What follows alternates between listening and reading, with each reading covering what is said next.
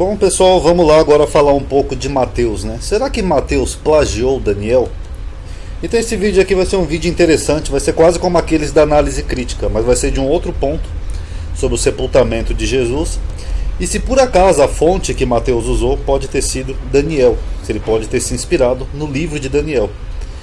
Os evangelistas divergem acerca de como foi o sepultamento de Jesus. Marcos, que é o mais antigo, dos evangelhos, ele é bem mais simples, no seu relato, enquanto que Mateus, estranhamente, ele é o mais fantasioso dos três sinóticos.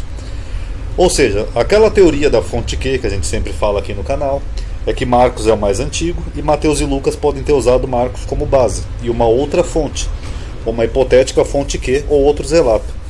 Só que no caso do sepultamento, Mateus ele coloca muita coisa que Marcos e Lucas não colocaram. Então é essa hipótese que a gente vai trabalhar aqui nesse vídeo, sobre da onde Mateus pode ter tirado as bases para compor o sepultamento de Jesus no seu evangelho. Primeiro aqui eu vou mostrar só rapidamente as diferenças dos três evangelhos no sepultamento. Aqui no começo não tem muita diferença.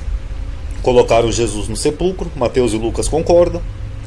As mulheres foram ao sepulcro. Há uma pequena variação com relação ao nome das mulheres, mas os três sinóticos concordam. Aí nós temos todo esse trecho aqui que só Mateus menciona, que ele fala que os sacerdotes se reuniram no dia da preparação, que seria uma coisa completamente estranha, porque o dia da preparação era o dia da Páscoa, então os sacerdotes não iam se reunir nessa data. Mas tudo bem, Mateus menciona isso. E aí os fariseus estranhamente mandam colocar guarda para vigiar o túmulo de Jesus, porque ele dizia que ia ressuscitar. O que também é estranho, se eles acreditassem que Jesus ia ressuscitar, eles não teriam condenado Jesus, Mas mesmo assim, Pilatos, diz a eles: tá bom, tem de guarda, fazei conforme entenderam. Aí eles foram lá, mandaram os guardas que ficaram lá selando a pedra do sepulcro. Primeira pergunta: por que Mateus e Lucas não mencionam isso? Da onde que Mateus tirou essa informação que só figura no evangelho dele? Então é curioso isso. Depois aqui tem mais uma harmonia entre os evangelhos. No primeiro dia da semana, as mulheres vão lá, só tem uma variação sobre quem eram as mulheres, mas até então não tem nenhuma discordância. Aí depois, as mulheres perguntam, segundo Mateus, quem vai remover a pedra do sepulcro? Aí elas viram que a pedra já estava removida, beleza. O que concorda com a narrativa de Lucas, que fala que a pedra já estava removida quando as mulheres chegaram lá. Mas quando chega em Mateus, ele coloca toda uma outra história em cima. Ele fala que teve um grande terremoto, que ninguém viu, nem Marcos nem Lucas. Ele fala que um anjo do Senhor desceu do céu quando chegou, removeu a pedra. Então aqui ele já coloca um personagem na história, que é um anjo do Senhor que desceu. E ele fala sobre esse anjo. Ele fala que seu aspecto era como um relâmpago, as vestes eram brancas como a neve, e os guardas que estavam lá guardando ficaram assombrados e como mortos. Tá, por que Mateus e Lucas não viram isso?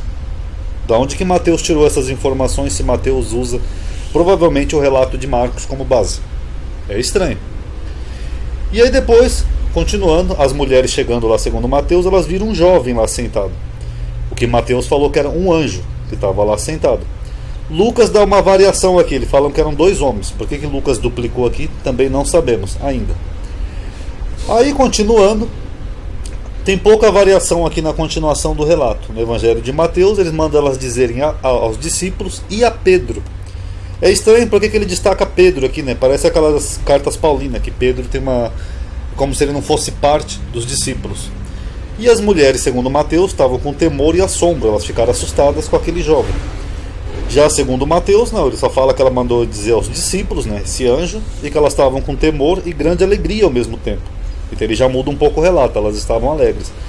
E Lucas varia um pouco, Lucas só fala que elas foram dizer aos 11, porque Judas tinha se matado, então elas foram dizer aos 11 apóstolos.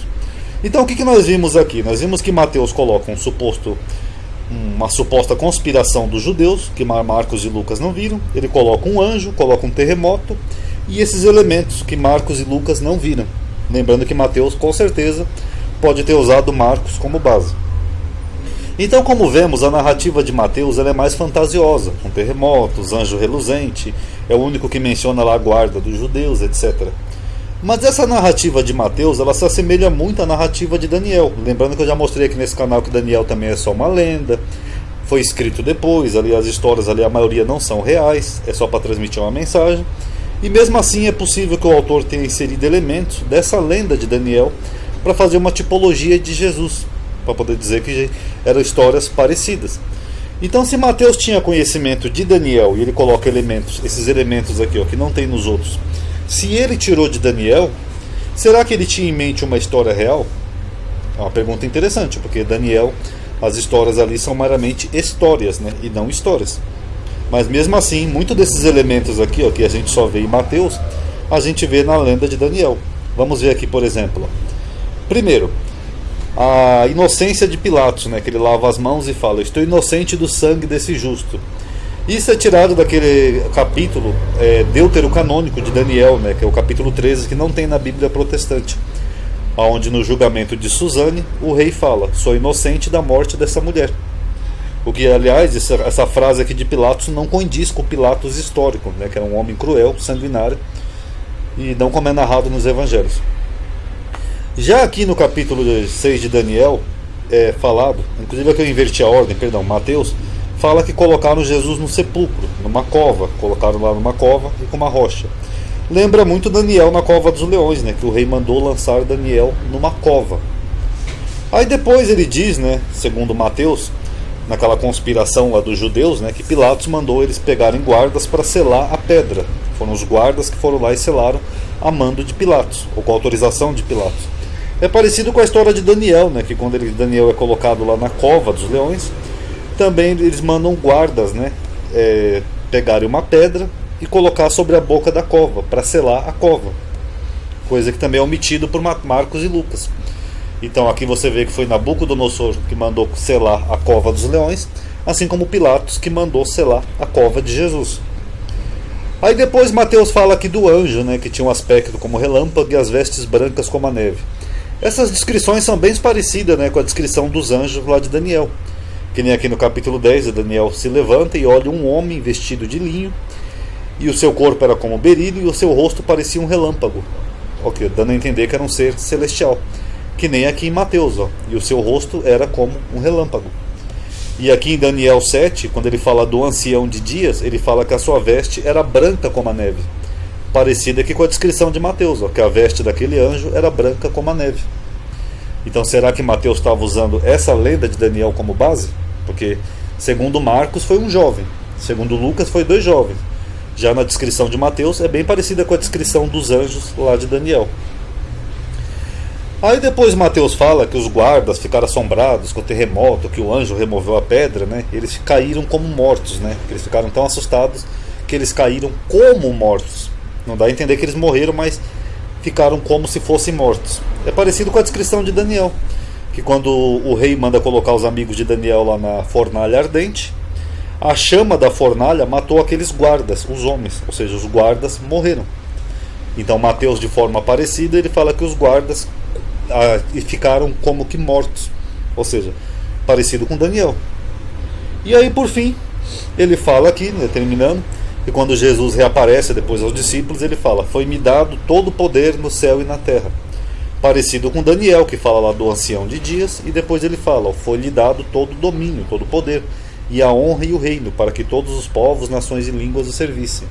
Lembrando que isso aqui só Mateus menciona.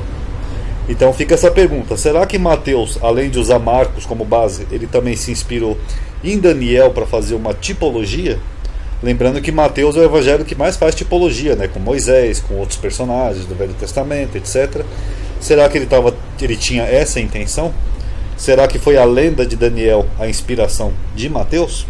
Então, analisem aí, tirem suas conclusões, tá bom? Paz a todos.